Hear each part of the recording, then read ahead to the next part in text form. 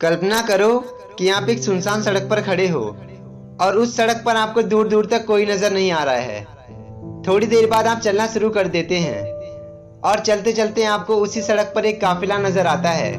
मतलब कुछ लोगों की भीड़ नजर आती है जो कि उसी सुनसान सड़क से आगे जा रही थी। आप उस भीड़ तक पहुंचने की कोशिश करते हैं और उन लोगों की भीड़ में शामिल हो जाते हैं।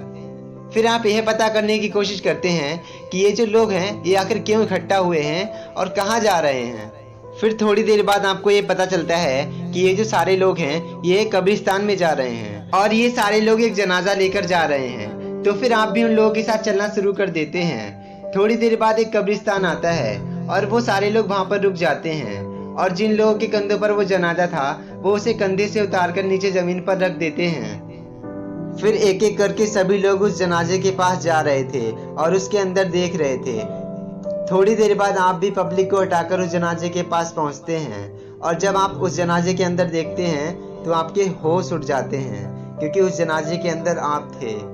अब आप सोचिए आपको कैसा महसूस हो रहा है। जब आप उस जनाजे को देखते हैं तो उस जनाजे के सिर वाले हिस्से के साइड में आपको आपके माँ बाप नजर आते हैं जो कि यही सोच रहे थे कि अच्छा हुआ जो ये मर गया, बहुत बुरा इंसान था, हमने तो इसकी परवरिश बहुत अच्छे से करी थी, लेकिन पता नहीं ये इतना बुरा कैसे हो गया।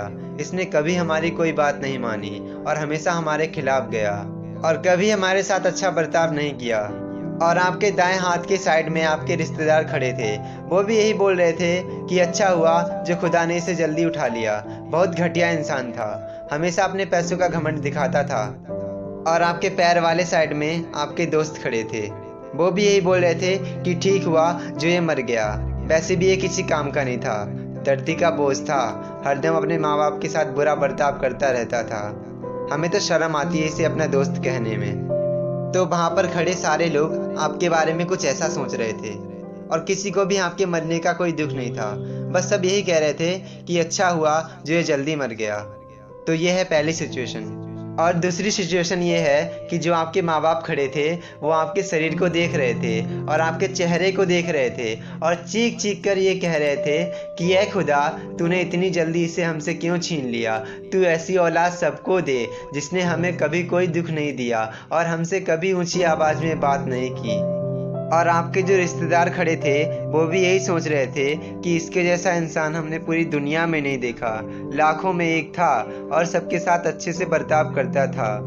और जो आपके बचपन के दोस्त खड़े थे वो भी यही कह रहे थे कि हम बहुत खुश नसीब थे जो हमें ऐसा दोस्त मिला, इसने हर परेशानी में हमारा साथ दिया और कभी हमें अकेला महसूस नहीं होने दिया।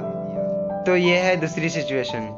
अब मैं अगर आपसे कहूँ कि आप इन दोनों सिचुएशन में से किसी एक सिचुएशन को चुनो तो सिंपल सी बात है, आप दूसरी सिचुएशन को चुनोगे। लेकिन देखो दोस्तों, एक ना एक दिन हम सबको इस दुनिया से चले जाना है और हर इंसान के मरने के बाद उसके सामने दो सिचुएशन आती हैं जो कि बहुत मायने रखती हैं, जो कि ये बताती हैं कि आप अपनी ज़िंदगी में कैसे इंसान थे।